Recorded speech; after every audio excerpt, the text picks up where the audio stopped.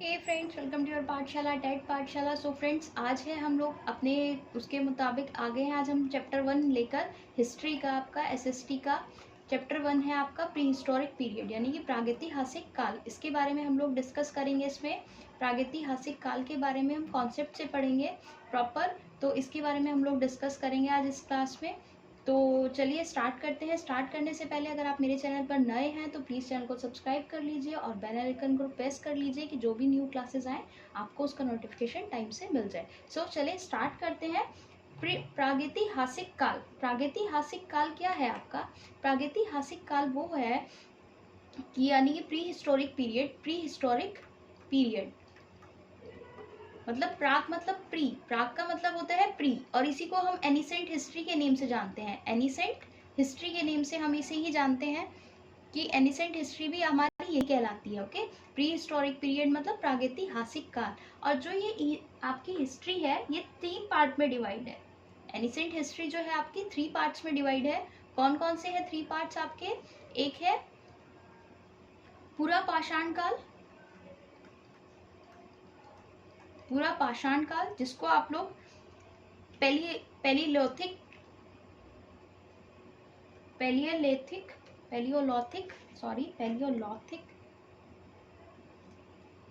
As के नाम से जानते हैं। पेलियोलिथिक एज के नाम से जानते हैं इसको आप।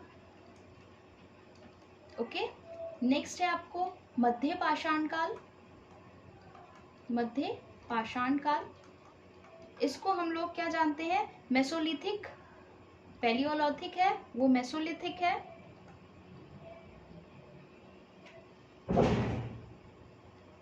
Mesolithic as. और लास्ट है आपका नवपाषाण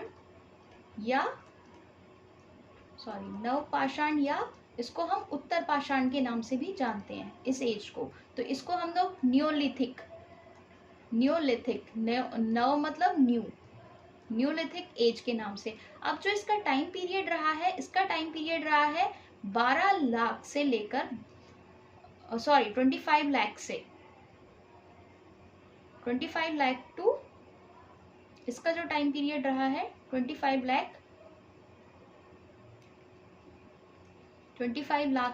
लाख से लेकर आपका 12,000 बीसी। बीसी मतलब बिफोर क्राइस्ट, की ईसा पूर्व यानी कि ईसा के जन्म से पहले 25 लाख साल से। और ये आपका टाइम पीरियड है, ये सबसे लॉन्गेस्ट टाइम पीरियड है जिसमें इंसान रहा है। सबसे लॉन्गेस्ट टाइम पीरियड है ये जिसमें इंसान रहा है। और जो ये आपका है ये 12,000 से 5,000 के बीसी तक था इसका टाइम पीरियड। और जो आपका ये नवपाषाण काल है इसका 5,000 टू 3,000 बीसी इसका टाइम पीरियड है। अब जो है हम लोगों का क्या है? पूरा पाषाण काल यानी कि पेलियोलिथिक एज और मेसोलिथिक और न्यूलिथिक, इसके बारे में हम अलग अलग डिटेल में पढ़ रहे हैं अब।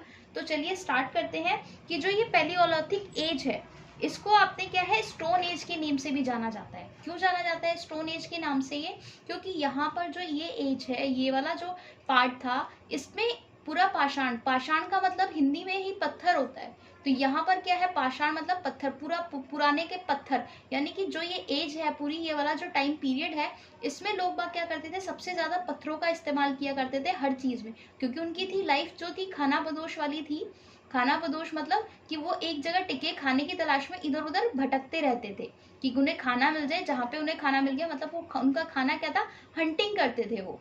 हंटिंग मतलब शिकार करते थे एनिमल्स का, और एनिमल्स का जो शिकार करते थे वो इन्हीं पत्थरों के, स्टोन के जो जरिए थे उन्हीं से करते थे, वो इन्हीं स्टोन से करते थे इनकी हंटिंग। और जहाँ पर उन्हें शिकार मिल गया वो वहीं पहुंच जाते थे। उनकी लाइफ क्या थी कि एक खाना बदोश वाली लाइफ थी।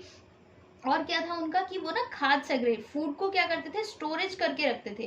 कि उनकी लाइफ में सबसे इम्पोर्टेंट था फूड, कि उनके पास खाना होना चाहिए, कुछ हो ना हो, बट उनके पास इस टाइम के लोगों के लिए फूड की सबसे ज़्यादा इम्पोर्टेंट थी कि उनके पास खाना उन्हें चाहिए ही चाहिए। और जो ये वाली पेलियोलिथिक एज है इसकी सबसे बड़ी इंपॉर्टेंट चीज़ यह थी कि यहाँ पर जो था फायर का इन्वेंशन हो गया था इसमें, कि इन लोगों को पहले ये क्या करते थे कि यहाँ पर उसका फायर का इन्वेंशन हो गया था। पहले ये लोग क्या करते थे? पहले ये लोग जो थे, ये लोग सिर्फ क्या करते थे कि शिकार किया, इन्होंने हंटिंग की किसी भी जानवर की, और उसके बाद उसको सिर्फ क्या करके खा लिया, ऐसे ही बिना कच्चा मांस ऐसे ही नोच नोच के खा लेते थे। बट जब उनको क्या हुआ, धीरे धीरे टाइम डेवलप होता रहता है, तो इसमें क्या हुआ, उन्हें पत्थरों से ही, पत्थरों का टाइम था तो उन्हें पत्थरों से ही क्या हुआ, आग जलाना उन लोगों को आ गया। तो उससे उनको ये बेनिफिट हुआ कि उन लोगों को जो खाना है वो पकाकर खाने लगे।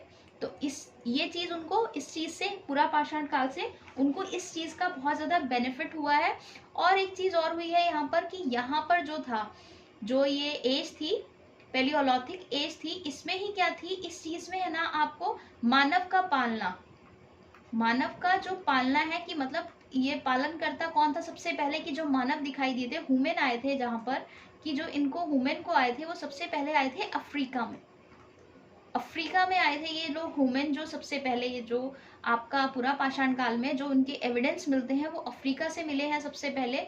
और जो ये मानव वर्ड है, ह्यूमन जो वर्ड है, इसका जो इसकी जो उत्पत्ति हुई है वो इंडिया से, एशिया से हुई है। कहाँ से हुई है, एशिया से हुई है। एशिया ने ये ह्यूमन वर्ड को इन्वेंट किया है। तो हमारा जो ये है कि इसकी जो टाइम पीरियड है 25 लाख से, ये सबसे बड़ा टाइम पीरियड हो गया। तो अब हम जो बात कर रहे हैं, अब हम बात करते हैं मध्य पाषाण काल की, मतलब जो हमारा मेसोलिथिक एज है,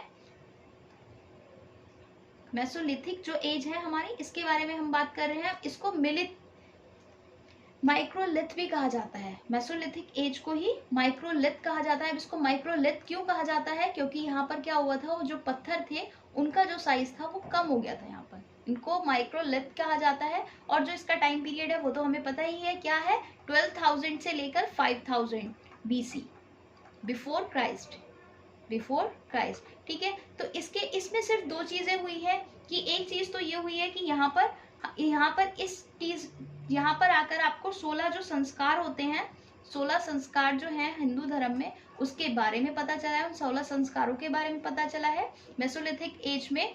एक और दूसरी चीज थी, पत्थरों का साइज कम हो गया। और एक चीज और हुई है यहाँ पर कि यहाँ पर जो थे, एक जगह है एमपी में, एमपी है आपका, फर्स्ट टाइम जो एविडेंस मिले हैं किसके, एनिमल्स के, जो फर्स्ट टाइम एविडेंस मिले हैं एनिमल्स के, वो कहाँ पर मिले हैं, वो भी इसी टाइम पीरियड में मिले हैं, मेसोलिथिक एज में। एनिमल्स के क्या मिले हैं आपको, एनिमल्स के आपको एविडेंस मिले हैं कि एनिमल्स भी थे इस एविडेंस में। तो ये जो मिले हैं, ये मिले हैं एमपी के आदमगढ़ जिले में। एमपी के आदमगढ़ जगह है एक, एमपी में, वहां पर ये एविडेंस मिले हैं किस चीज के, कि एनिमल्स के, कि हाँ इस टाइम पीरियड में एविडेंस मिले हैं, कंफर्म नहीं है, सिर्फ एक एविडेंस मिले हैं। तो ये चीज है। तो नेक्स्ट है आपका, नेक्स्ट है हमारा न्यूलिथिक। न्यूलिथिक मतलब न्यू पाषाण काल, न्यूलिथिक एज। इसका टाइम पीरियड है 5000 के टू 3000 के BC। इसका सबसे बड़ा इन्वेंशन है कि यहाँ पर कल्टीवेशन स्टार्ट हो गया था, फार्मिंग स्टार्ट हो गई थी, फार्मिंग स्टार्ट हो गई थी। और जो ये फार्मिंग स्टार्ट हुई है ये 7K में स्टार्ट हुई है। अब आप कहेंगे कि इसका तो टाइम पीरियड 5000 साल पहले था, ईसा पूर्व था ना 5000, तो ये 7K में। तो ऐसा है कि उस टाइम पे, जैसे कि आप लोगों का आज का टाइम है कि कोई कंट्री, कोई स्टेट जो है वो ज़्यादा डेवलप है और कोई कम डेवलप है, कि लाइक आप बिहार साइड चले जाइए तो वहाँ पे कम डेवलपमेंट है, और आप लोग इस साइड आते रहेंगे, दिल्ली की साइड आएंगे, उधर आप महाराष्ट्र की साइड चले जाएं, वहाँ डेवलपमेंट ज़्यादा है। तो इसलिए क्या हुआ था कि फार्मिंग स्टार्ट हो गई थी, कहाँ पर, 7K में स्टार्ट हो गई थी। ठीक है, तो ये फार्मिंग कहाँ पर हुई है, सबसे पहले हुई है, अब वो जगह पाकिस्तान में है, पाकिस्तान में है वो जगह, पाकिस्तान के मेहरगढ़ में है। कहाँ पर है, पाकिस्तान के मेहरगढ़ में हुई है। और किस चीज की खेती हुई थी, सबसे पहले वीट की, वीट मतलब गेहूं की खेती हुई थी। और ये जो खेती हुई थी ये दो पहाड़ियों के बीच हुई थी, और दोनों पहाड़ियों के नाम है सुलेमान और किरधर। सुलेमान और किरधर पहाड़ियों के बीच में ये खेती की गई थी। सुलेमान और किरधर, सॉरी गिरधर नहीं, किरधर, किरधर पहाड़ियों में ये खेती के बीच में ये खेती की गई थी। उसके बाद जौ की खेती भी हुई है इसी टाइम पीरियड में, बट वो ईरान यानी कि उस टाइम का मेसोपोटामिया जो है वहां पर हुई थी सबसे पहले। मेसोपोटामिया जो है, मेसोपोटामिया, वहां पर हुई थी ये सबसे पहले खेती, ईरान में। ओके, और यहाँ पर क्या हुआ है, यहाँ पर क्या था कि खेती की शुरुआत हो गई, और जब हम कल्टीवेशन स्टार्ट हो गया, तो कल्टीवेशन स्टार्ट होने के साथ साथ क्या होता है कि बंदा जब खेती करता है तो खेती के लिए एक जगह पर रहना पड़ता है। तो जब एक जगह पर रहते हैं लोग बाग तो क्या होता है वहां पर, तो फिर वो अपना घर भी वहीं बनाएंगे, तो रेजिडेंस भी पहले आवास भी वहीं पर बने। और उस आवास में उनके पास जो फर्स्ट पेट एनिमल्स था, जो फर्स्ट पेट एनिमल बना है वो हमारा डॉग आया है। और जो कहाँ मिला है हमें, न्यूलिथिक एज में। न्यूलिथिक एज में क्या है, जानवरों के प्रमाण जो आए हैं, सबसे ज्यादा जो कंफर्मेशन हुई है वो यहाँ पर हुई है कि यहाँ पर उनका जो क्या था, उनके पास सबसे पहले जो खेती भी कर ली उन लोगों ने, और उनके पास जानवर भी आ गए, और उन लोगों ने घर भी बनाना शुरू कर दिए। अब क्या है यहाँ पर, जब घर भी ये सब कुछ होना स्टार्ट हो गया धीरे धीरे, कि आग का तो डेवलपमेंट हो चुका था, अब धीरे धीरे जब हर चीज डेवलप हो रही है तो इन्होंने क्या किया कि अब उसके बाद इन्होंने न्यूलिथिक एज में ही जो है, कहाँ पर, जो ये हम आगे हड़प्पा सभ्यता में पढ़ेंगे कि राइस की भी खेती स्टार्ट हो गई थी। ये हुई थी कोल्ड हीवा जगह है कहाँ पर, यूपी में एक, वहां पर सबसे पहले एविडेंस मिले हैं कि यहाँ पर धान जिसकी हम राइस के कल्टीवेशन के भी यहाँ पर वो मिली है। ठीक है, तो ये चीज थी। और इन्होंने क्या किया फिर, अब डेवलपमेंट हो रहा था, तो डेवलपमेंट जब हो रहा था तो उन्होंने क्या चीज किया, एक पहिए का आविष्कार, व्हील का आविष्कार भी कर लिया, जिससे आगे चल के बैलगाड़ी या घोड़ा गाड़ी भी बनी है, जिसका ये आने जाने में ट्रांसपोर्ट, एज अ ट्रांसपोर्ट इसको यूज कर रहे थे। तो ये चीज भी अब धीरे धीरे आने स्टार्ट हो गई। तो जो ये पहिया था इसका आविष्कार क्यों हुआ, इसके आविष्कार के लिए वो लोग क्या करते थे कि मिट्टी के या तो बर्तन बनाते थे, मिट्टी के जो बर्तन बन रहे थे, बर्तन बनाए हैं उन्होंने, मिट्टी के जो बर्तन बनाए, तो उसके लिए इन लोगों को क्या चाहिए था, तो वो तो उसी के पहिए के ऊपर होता, तो मिट्टी के बर्तन बनना स्टार्ट हुए। और मड टॉयज भी इसी न्यूलिथिक एज में बने हैं। किस में बने हैं, इसी न्यूलिथिक एज में बने हैं। अब यहाँ पर क्या हुआ कि जब ये सब चीजें होने लग गई तो यहाँ का लोग क्या हुआ, थोड़ा और डेवलपमेंट हुआ। तो जो यहाँ पर हमारी एमपी है, एमपी में मध्य प्रदेश में भीमबेटका एक जगह है, कौन सी जगह है, भीमबेटका। यहाँ पर क्या मिले हैं कि लोगों को चित्रकारी का भी शौक था, वहां पर कई ऐसे चित्र मिले हैं कि जिससे पता चलता है कि वहां पर चित्रकारी का भी शौक था लोगों को।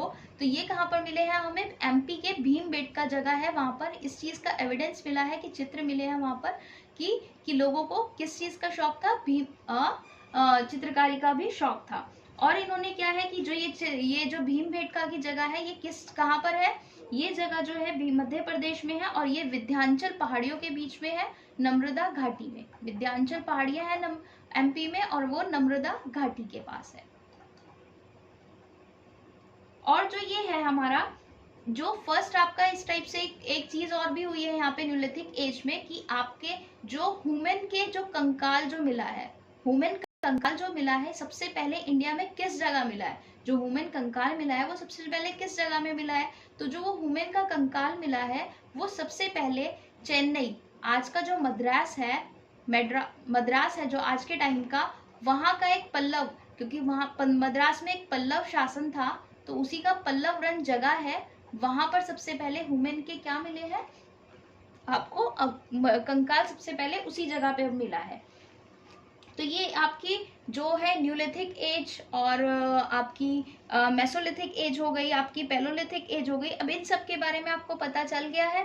तो यहाँ पर क्या हो गया था, अब यहाँ पर इन लोगों के एक चीज की खोज हो गई थी, वो चीज और थी कि अब इन लोगों के पहले मेसोलिथिक एज में क्या हुआ था, पत्थरों का साइज कम हुआ था। अब यहाँ आके क्या हो गया, यहाँ पे आके उन पत्थरों का साइज और छोटा हो गया, और उसमें इन्होंने तांबे का जो क्या था, तांबे की भी खोज हो गई थी इसमें। और जब ये तांबे की खोज हो गई तो वो लोग क्या बनाने लगे, इन पत्थरों में डाल के उसको ऐड करके औजार बनाना शुरू कर दिए।